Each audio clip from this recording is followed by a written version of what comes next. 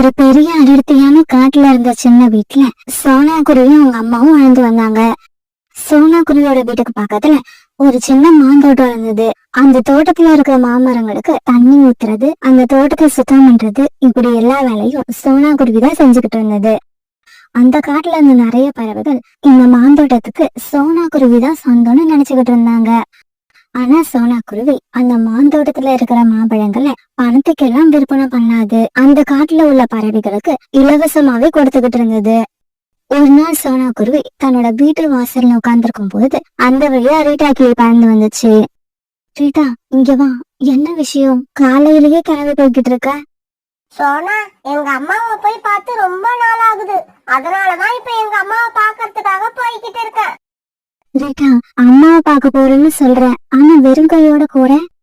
என்ன சோனா பண்றது? அவங்களுக்கு ஏதாவது வாங்கிட்டு போகணும்னு ஆசையாதான் இருக்கு. ஆனா என் கையில பணம் இல்லையே, நான் என்ன பண்றது? பணம் இல்லைன்னா என்ன, என் கூட வா. இப்படி சொன்ன சோனா குருவி ரீட்டா கிளிய மாந்தோட்டத்துக்கு அழைச்சிட்டு போச்சு. பிறகு ஒரு கூட நிறைய மாம்பழங்களை பறிச்சு ரீட்டா கிளி கிட்ட கொடுத்தது. இந்த ரீட்டா, இந்த பழங்களை எடுத்துட்டு போய் உங்க அம்மா கிட்ட கொடுத்துட்டு அவங்கள பாத்துட்டு வா. அப்புறம் மறக்காம நான் அவங்கள விசாரிச்சேன்னு சொல்லு. சோனா, உனக்கு ரொம்பவும் நன்றி. என்னோட அம்மாவுக்கு மாம்பழம்னா ரொம்பவும் பிடிக்கும். இத பார்த்தா அவங்க ரொம்ப சந்தோஷப்படுவாங்க. பிறகு ரீட்டா கிளி ரொம்பவும் சந்தோஷமா அந்த கூடையை தூக்கிட்டு தன்னோட அம்மாவை பார்க்க போச்சு. இந்த மாதிரி சோனா குருவி அந்த காட்டுல உள்ள எல்லா பறவைகளுக்கும் அந்த மாம்பழங்களை கொடுத்து ரொம்ப உதவி பண்ணிக்கிட்டு இருந்தது. ஒரு நாள் சோனா குருவி ஒரு வேலை விஷயமா பக்கத்து காடு வரைக்கும் பறந்து போச்சு. சோனா குருவி அங்க போன சமயத்துல அந்த காட்டுல உணவு கிடைக்காம பறவைகள் எல்லாம் கஷ்டப்பட்டுக்கிட்டு இருந்தாங்க. அன்னைக்கு காலுக்காகவும் கோழிக்காகவும் அவங்களுக்கு கிடைச்ச ஒரே ஒரு தானிய கதிரை யார் சாப்பிடறதுன்னு சண்டை போட்டுக்கிட்டு இருந்தாங்க. காலேஜி, மரியாதையா அந்த தானியங்களை என்கிட்ட கொடுத்துருங்க, அத நான் தான் சாப்பிடுவேன். கோரி, நேத்து கிடைச்ச கொஞ்சம் தானியங்களையும் நீ தானே சாப்பிட்ட, அதனால இன்னைக்கு இந்த தானியங்களை நான் தான் சாப்பிடுவேன். காலேஜி, நான் உங்க மனைவி, என்கிட்டயே இப்படி கட் அண்ட் ரைட்டா பேசுறீங்களே, இதெல்லாம் நியாயமா இருக்கா உங்களுக்கு? இன்னைக்கு இந்த தானியங்களை எனக்கு கொடுத்துடுங்க, நாளைக்கு கிடைக்கிற தானியங்களை நீங்க எடுத்துக்கோங்க. நேத்து நீ இதே மாதிரி சொல்லிதான் என்ன ஏமாத்தின. இதுக்கப்புறம் நான் ஏமாற மாட்டேன். இந்த தானியங்களை நான் தான் சாப்பிடுவேன். இவங்க இப்படி சண்டை போட்டுட்டு இருக்கத பாத்துட்டு சோனா குருவி காங்கல் உட்கார்ந்துருக்க இடத்துக்கு போச்சு. காங்களை, எதுக்காக இப்படி சண்டை போட்டுட்டு இருக்கீங்க? உங்களுக்கு உணவு தானே வேணும், என் கூட வாங்க, நான் கொடுக்கறேன். ஏய் குருவி, இந்த காட்டுல உணவு கிடைக்காம இருக்கிற எல்லா பறவைகளும் கஷ்டப்படுறாங்க. அப்புறம் எப்படி உனக்கு மட்டும் உணவு கிடைக்கும்? இங்க பாருங்க, நான் இந்த காட்டை சேர்ந்தது கிடையாது, பக்கத்து காட்டை சேர்ந்தவ. எங்க வீட்டுக்கும் பக்கத்துலயே ஒரு பெரிய மாந்தோட்டம் இருக்கு. அதுல நிறைய மாம்பழங்கள் காய்ச்சிருக்கு. நீங்க என் கூட வந்தீங்கன்னா அந்த மாம்பழங்களை வயிறார சாப்பிடலாம். மாம்பழங்கிற பெயரை கேட்ட உடனே காங்களோட வாயில நீர் ஊற ஆரம்பிச்சிருச்சு. குருவி, நீ சொல்றதெல்லாம் உண்மையா? உங்க காட்டுக்கு வந்தா நாங்க மாம்பழம் சாப்பிடலாமா? எதுக்காக பேசிக்கிட்டே நேரத்தை வீணாக்குறீங்க? இப்பவே கிளம்புங்க என் கூட. இப்படி சொன்ன சோனா குருவி பிறகு அந்த காங்களை கூப்பிட்டுக்கிட்டு தன்னோட காட்டை நோக்கி பறந்து போச்சு. பிறகு அந்த மாந்தோட்டத்துக்கு வந்து சேர்ந்த காங்கள் அங்க இருந்த மாம்பழங்களை பார்த்துட்டு அதிர்ச்சி ஆயிட்டாங்க. காலுஜி, இங்க இருக்கிறது எல்லாம் மாம்பழங்கள் தானா? இதெல்லாம் உண்மையா? ஏன் கண்ணை என்னாலேயே நம்ப முடியல. குருவி குருவி, இங்க இருக்கிற பழங்களை நாங்க சாப்பிடலாமா? யாரும் எங்களை தடுக்க மாட்டாங்கல்ல? காங்களே, இந்த மாந்தோட்டம் யாருக்கும் சொந்தம் கிடையாது, இங்க உள்ள எல்லா பறவைகளுக்கும் சொந்தமானது. நீங்க தாராளமா சாப்பிடலாம். சோனா குருவி இப்படி சொன்ன உடனே காலுக்காகவும் கோரிக்காகவும் தங்களுடைய பசி தீர்ற அளவுக்கு அங்க இருந்த மாம்பழங்களை சாப்பிட்டாங்க. காலேஜி, எனக்கு வயிறு நிரம்பிடுச்சு. கோரி, நான் நிறைய சாப்பிட்டுட்டேன். இதுக்கப்புறம் ஒரு வாரத்துக்கு எனக்கு பசியே எடுக்காது. இப்படி தங்களோட வயிறு நிறைய மாம்பழங்களை சாப்பிட்ட காங்கள் 2 பேரும் பிறகு தங்களோட காட்டுக்கு பறந்து போனாங்க. காலேஜி, அந்த மாந்தோட்டம் மட்டும் நமக்கு சொந்தமா இருந்தா எப்படி இருக்கும்? கோரி, இது ஒன்னும் பெரிய விஷயம் கிடையாது. நாம இப்ப நினைச்சா கூட அந்த மாந்தோட்டத்தை நமக்கு சொந்தமாக்கிக்கலாம். அப்படியா? ஆமா கோரி, அந்த குருவி சொன்னது உனக்கு ஞாபகம் இல்லையா? அந்த மாந்தோட்டம் யாருக்கும் சொந்தம் கிடையாது. அப்படி இருக்கிறப்ப நாம அந்த காட்டுக்கு போய் அந்த மாந்தோட்டத்துக்கு உரிமை கொண்டாடுனா யாரும் நம்மள எதிர்த்து பேச முடியாது. ஏன்னா நாம வலிமையான பறவைகள். நம்மளை எதிர்த்து பேச எல்லா பறவைகளும் பயப்படுவாங்க. அப்படியும் யாராவது எதிர்த்து பேசினா ஓங்கி 2 போட்டா போதும், ஓடி போயிடுவாங்க. காலேஜி அப்படின்னா நாளைக்கு காலையிலேயே நம்ம கிளம்பி போய் அந்த மாந்தோட்டத்துக்கு சொந்தக்காரங்கள் ஆயிடுவோம். அன்னைக்கு காலையில காவல் 2 பேரும் சீக்கிரமா கண் விழிச்சாங்க. இப்படி கண் விழிச்ச இவங்க சோனாக்குருவியோட காட்டை நோக்கி பறக்க ஆரம்பிச்சாங்க. இந்த சமயத்துல புறா சோனாக்குருவி வீட்டு வாசல் கதவை தட்ட ஆரம்பிச்சது. என்ன புறான்னா, காலையிலேயே வீட்டுக்கு வந்திருக்கீங்க, என்ன விஷயம்? சோனா, என்னோட பையன் ராஜி நேத்துல இருந்து சாப்பிட பழம் தான் வேணும்னு அடம் பிடிக்கிறான். வேற எதை கொடுத்தாலும் சாப்பிட மாட்டேங்கிறான். அவ்வளவுதானே, ஒரு மாம்பழம் என்ன, 2 மாம்பழம் பறிச்சு தரேன், கொண்டு போய் ராஜிக்கிட்ட கொடுங்க. இப்படி சொன்ன சோனாக்குருவி பிறகு புறாவை கூப்பிட்டுக்கிட்டு அந்த மாந்தோட்டத்துக்கு பறந்து போச்சு. இவங்க மாந்தோட்டத்துக்கு போய் சேர்ந்தப்ப காலுக்காகவும் கோரிக்காகவும் கையில ஒரு கம்போட உட்கார்ந்துருந்தாங்க. காங்களே, நீங்க எதுக்காக இங்க உட்கார்ந்துருக்கீங்க? அத கேக்குறதுக்கு நீ யாரு? ஆமா, நீங்க 2 பேரும் பக்கத்து காட்டை சேர்ந்தவங்க தானே. உங்க 2 பேரும் நேத்து நான் தானே இந்த காட்டுக்கு அழிச்சிட்டு வந்தேன். ஆமா, நீ சொல்றதெல்லாம் உண்மைதான். ஆனா இந்த மாந்தோட்டம் இன்னையில இருந்து எங்க கண்ட்ரோலுக்கு வந்துருச்சு. அதனால எங்களோட அனுமதி இல்லாம யாருமே இங்க உள்ள வரக்கூடாது. காகங்களே, உங்களோட பேச்சுல நியாயம் இல்ல. இப்படி எல்லாம் பேசுறது முறையும் இல்ல. இங்க பாரு புறா, இந்த நியாய அநியாயத்தை பத்தி பேசலாம் எங்களுக்கு நேரம் இல்ல. உடனே இந்த இடத்த விட்டு கிளம்புங்க. இங்க பாருங்க காங்களே, நேத்து நீங்க 2 பேரும் பசியில தானியங்களுக்காக சண்டை போட்டுக்கிட்டு இருந்தீங்க. உங்க மேல இறக்கப்பட்டதான் நான் உங்களை இங்க அழைச்சிட்டு வந்தேன். அது எவ்வளவு பெரிய தப்புன்னு எனக்கு இப்பதான் தெரியுது. தப்புன்னு தெரிஞ்சிருச்சுல்ல, அப்புறம் ஏன் இன்னும் இங்க நிக்கிறீங்க? இடத்த காலி பண்ணுங்க. இங்க இருந்து போகலன்னா என்ன பண்ணுவீங்க? போகலன்னா என்ன பண்ணுவீங்களா? இப்படி கோவமா கேட்ட காலுக்காகவும் பிறகு தான் கையில இருந்த கம்பால புறாவை அடிக்க ஆரம்பிச்சது. இத தாங்க முடியாத சோனாக்குருவி இப்படி கத்த ஆரம்பிச்சது. போதும், நிறுத்துங்க, அடிக்காதீங்க, நாங்க இந்த இடத்த விட்டு போயிடுறோம். இங்க பாருங்க, இதுக்கப்புறம் இந்த காட்டுல இப்படி ஒரு மாந்தோட்டம் இருக்கிறதையே மறந்துடுங்க. பிறகு புறாவும் சோனாக்குருவியும் அந்த இடத்த விட்டு பறந்து போனாங்க. காங்கள் 2 பேரும் அதுக்கப்புறம் அந்த மாந்தோட்டத்துக்கு வந்த யாரையுமே அங்க இருந்து பழங்களை சாப்பிட விடல. எல்லாரும் அடிக்க ஆரம்பிச்சாங்க. சின்ன வயசுல இருந்து சோனாக்குருவி வளர்ந்து வந்ததே அந்த மாந்தோட்டத்துலதான். ஆனா சோனாக்குருவியால இப்ப அந்த மாந்தோட்டத்துக்குள்ள போக முடியல. அத நினைச்சு சோனாக்குருவி கண்ணீர் விட்டு அழ ஆரம்பிச்சது. இந்த மாமரங்களை வளர்க்க நான் எவ்வளவு கஷ்டப்பட்டு இருக்கேன். அதே மாதிரி அந்த மாமரங்கள் தான் என்னையும் வளர்த்தாங்க. பசியில வர பறவைகளுக்கு அந்த பழங்களை பறிச்சு கொடுக்கறப்ப அவங்க முகத்துல எவ்வளவு சந்தோஷம் தெரியும். அந்த சந்தோஷத்தை பாக்குறப்ப நானும் சந்தோஷப்படுவேன். இதுக்கப்புறம் அப்படி எல்லாம் நடக்க சந்தர்ப்பமே இல்ல. அந்த மாந்தோட்டமே என் கையை விட்டு போயிடுச்சு. சோனாக்குருவி அழுதுகிட்டு உட்கார்ந்துருக்கத பார்த்துட்டு அந்த வழியா போன ஒரு சாமியார் சோனாக்குருவி கிட்ட வந்தாரு. மகளே, நீ யாரம்மா? எதுக்கு இங்க உட்கார்ந்து அழுதுகிட்டு இருக்க? உடனே சோனாக்குருவி நடந்தது எல்லாத்தையும் அழுதுகிட்டே சொல்லுச்சு. அந்த காங்களை என்னால எதுவுமே பண்ண முடியல.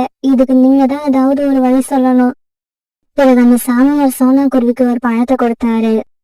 நான் கொடுத்த இந்த பழத்தை சாப்பிட்டுட்டு தைரியமா அந்த காகங்கள் கிட்ட போ.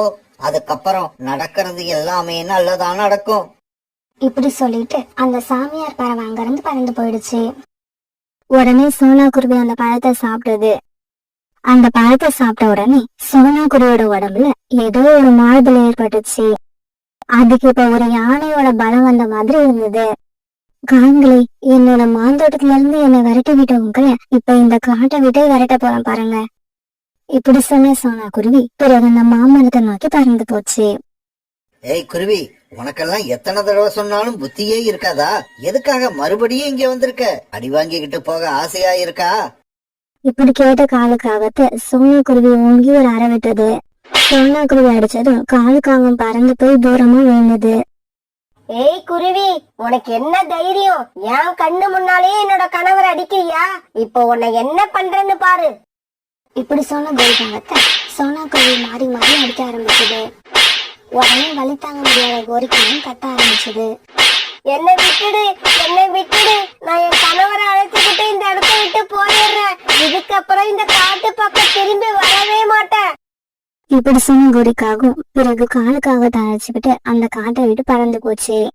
காலேஜி, அந்த குருவிக்கு என்னாச்சு? நம்மள அடிக்கிற அளவுக்கு அதோட உடம்புல எப்படி தெம்பு வந்தது? கோரி, வாய மூடிக்கிட்டு பேசாம பறந்து வா. எனக்கு என்னமோ அந்த குருவி நம்ம பின்னாலேயே பறந்து வர்ற மாதிரி இருக்கு. அதனால எதுவா இருந்தாலும் நாம நம்ம காட்டுக்கு போய் பேசிக்கலாம். இப்படி பேசிக்கிட்டு சோனா குருவி இருந்த காட்டை விட்டு பறந்து போன காகங்கள் அதுக்கப்புறம் அந்த பக்கம் திரும்பி வரவே இல்லை. சோனா குருவி அந்த காட்டுல இருந்த ராணா குருவியை கல்யாணம் பண்ணிக்கிட்டு வந்து 6 மாசம் தான் ஆகியிருந்தது. சோனா குருவி இப்ப முட்டையிட வேண்டிய நேரம். திடீர்னு இந்த சமயத்துல மழை பெய்ய ஆரம்பிச்சதால தன்னோட கூட்டுல உட்காந்துக்கிட்டு ஜன்னல் வழியா வெளியே பெய்யற மழையை பயத்தோட பார்த்துக்கிட்டு இருந்தது. காலையில உணவு தேட போன ராணா குருவி இது வரைக்கும் தன்னோட வீட்டுக்கு திரும்பி வரல. சோனா குருவி மனசுல அந்த பயத்துக்கு அதுதான் காரணம். ராணாஜி, இப்படி பெய்யுற மழையில நீங்க எவ்வளவு கஷ்டப்படுறீங்களோ, கடவுளே என்னோட கணவரை சீக்கிரமா என்கிட்ட கொண்டு வந்து சேர்த்துடு. இந்த மாதிரி இடி சத்தத்தை கேட்டா சோனா ரொம்பவும் பயப்படுவா. அதனால நாம சீக்கிரமா வீட்டுக்கு போயாகணும். இப்படி நினைச்ச ராணா குருவி ரொம்ப வேகமா பறந்து வந்துகிட்டு இருந்தது. ராணா குருவி இப்படி வேகமா பறந்து வர காத்து ராணா குருவி கூட போட்டி போட்டுக்கிட்டு வேகமா வீச ஆரம்பிச்சது. அந்த காத்தை எதிர்த்து நிற்க முடியாத ஒரு காஞ்சி போன மரம் வந்து கீழே விழ ராணா குருவி எதிர்பாராத விதமா அந்த மரத்துக்கு இடையில மாட்டிக்கிச்சு. பாவம், அந்த மரம் ராணா குருவி மேல விழுந்துருச்சு. அந்த மரத்தோட எடைய தாங்க முடியாத ராணா குருவி அப்படியே இறந்து போயிடுச்சு. இதுக்கு மேலேயே என்னால வீட்டுக்குள்ள உட்காந்துருக்க முடியாது. வெளியில போய் என் கணவர் வந்துகிட்டு இருக்காரான்னு பார்ப்போம் நினைச்ச சோனா குருவி உடனே வீட்டை விட்டு வெளியில பறந்து வந்தது. சோனா குருவியோட பறந்து வந்த கொஞ்ச நேரத்துல சோனா குருவியோட வீடு பயந்து ரெண்டு உடஞ்சு போச்சு. அதை பார்த்த சோனா குருவி ரொம்பவும் பயந்து போயிடுச்சு. நம்ம வீட்டை விட்டு வெளியில வந்தது ஒரு வகையில நல்லதா போயிடுச்சு. இல்லைன்னா நம்ம நிலைமையை நினைச்சு பார்க்கவே பயமா இருக்கு. இப்படி நினைச்ச சோனா குருவி ஒரு மரத்துக்கு அடியில நின்று தன்னோட கணவருக்காக காத்திருக்க ஆரம்பிச்சது. இப்படி ரொம்ப நேரம் சோனா குருவி அந்த மரத்துக்கு அடியில காத்திருந்தது. ஆனா மழையும் விடல. சோனா குருவியோட கணவரும் திரும்பி வரல. இந்த சமயத்துல திடீர்னு சோனா குருவிக்கு வயிற்று வலிக்க ஆரம்பிச்சது. கடவுளே, என்ன இது? இருக்கிறதுக்கு வீடும் இல்ல, என் பக்கத்துல என்னோட கணவரும் இல்ல. இந்த சமயத்துல நான் ஒட்டி விடுற நேரம் வந்துடுச்சு. இப்ப என்ன பண்றது? எனக்கு எதுவுமே புரியல. இப்படி யோசிச்சு சோனா குருவி உடனே அக்கம் பக்கத்துல இருந்த பிள்ளைகள்லாம் ஒன்னா சேர்த்து ஒரு கூட்டை கட்டி முடிச்சது. பிறகு அந்த கூட்டுல ஒரு அழகான முட்டை இட்டுச்சு. கொஞ்ச நேரத்துக்கு அப்புறம் மழையும் விட்டுடுச்சு. சோனா குருவி ஒரு மரத்துக்கு அடையில முட்டையோட உட்கார்ந்து இருக்கத பார்த்த காலுக்காக அங்க வந்தது. சோனா, வீட்டுக்கு என்ன ஆச்சு? அது எப்படி இடிஞ்சு விழுந்தது? காலண்ணா, மழையும் காத்து ரொம்ப வேகமா வீசப்ப என்னோட வீடு இடிஞ்சு கீழே விழுந்துடுச்சு.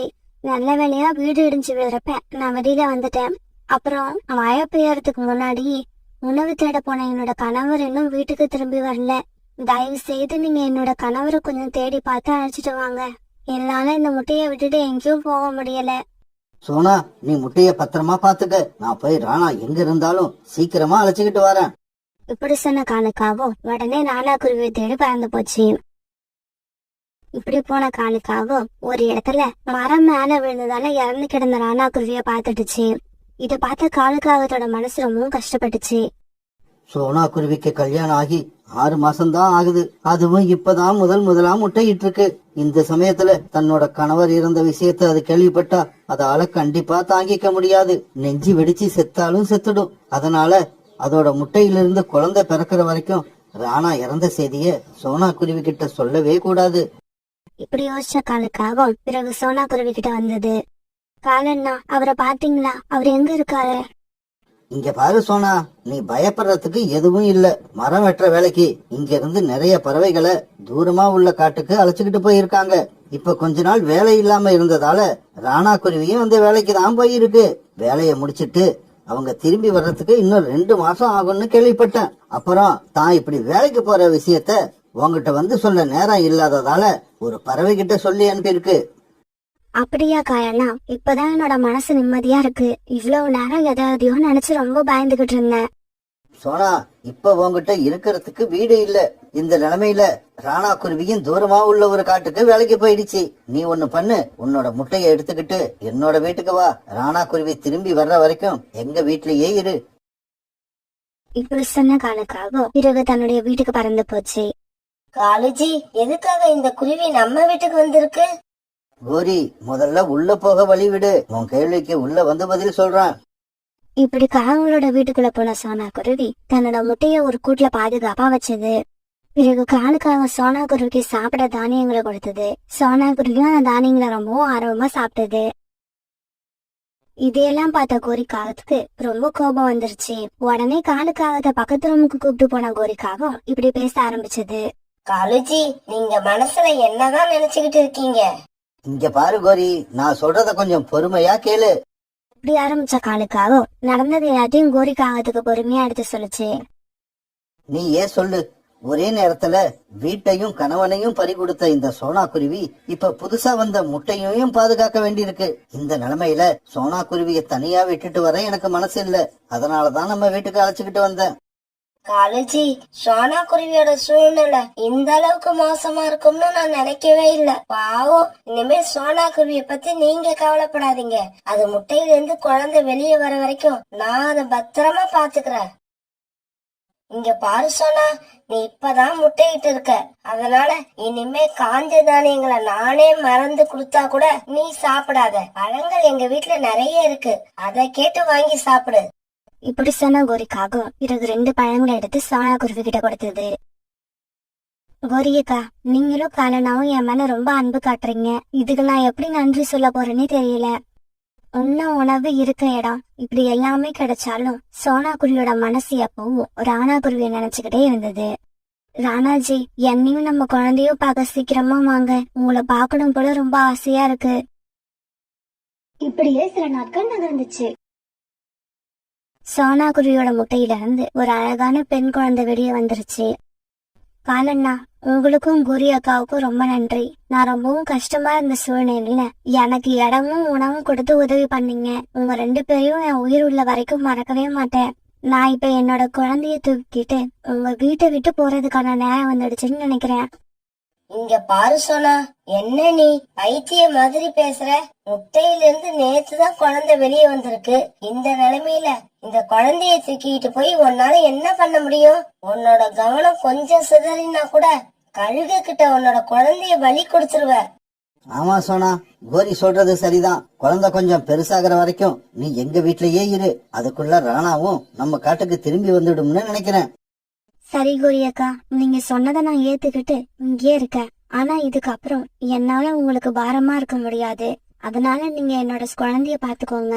நான் காலன்னா கூட போய் உணவு தேடி எடுத்துட்டு வரேன். இப்படி சொன்னா குருவி பிறகு காலுக்காவது கூட உணவு தேட போச்சு.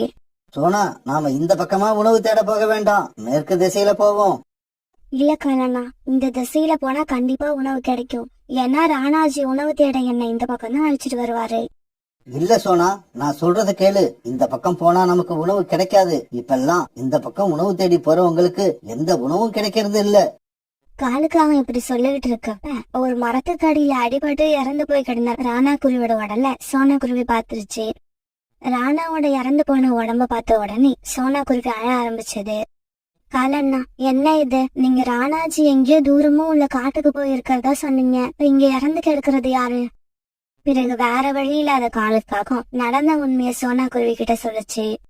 சோனா, என்ன மன்னிச்சிடு. நீ அப்ப இருந்த நிலைமையில ராணா இறந்த செய்திய சொன்னா உன்னால தாங்க முடியாதுன்னு நினைச்சுதான் அப்படி ஒரு பைய சொன்ன. பிறகு காலுக்காகவும் சோனா குருவியும் தங்களுடைய வீட்டுக்கு திரும்பி வந்தாங்க. வீட்டுக்கு வந்த காலுக்காகத்துக்கு திடீர்னு உடல்நிலை சரியில்லாம போயிடுச்சு. உடனே கோரிக்காகவும் சோனா குருவியும் காலுக்காகத்தை டாக்டர் கிட்ட அழைச்சிட்டு போனாங்க. இங்க பாருங்க, காலுக்கு இதயத்துல ஒரு சின்ன அடைப்பு இருக்கு. அத ஆபரேஷன் பண்ணனாதான் காலுக்காகத்தால உயிர் பிழைக்க முடியும். ஆனா அந்த ஆபரேஷன் பண்ண 50,000 ரூபாய் பணம் செலவாகும். பிறகு காலுக்காகத்தை வீட்டுக்கு அழைச்சிட்டு வந்த சோனா குருவிக்கும் கோரிக்காகத்துக்கும் என்ன பண்றதுன்னு புரியல. மறுநாள் சோனா குருவி உணவு தேட பறந்து போச்சு. இப்படி பறந்து போன சோனா குருவிக்கு தானியங்கள் கொஞ்சமா தான் கிடைச்சது. இந்த தானியங்களை காலனும் கோரியக்காவும் சாப்பிடதான் சரியா இருக்கும். இப்படி நினைச்ச சோனா குருவி பசி அதிகமா எடுக்கவே பக்கத்துல இருந்த பசும்புள்ள சாப்பிட ஆரம்பிச்சிச்சு.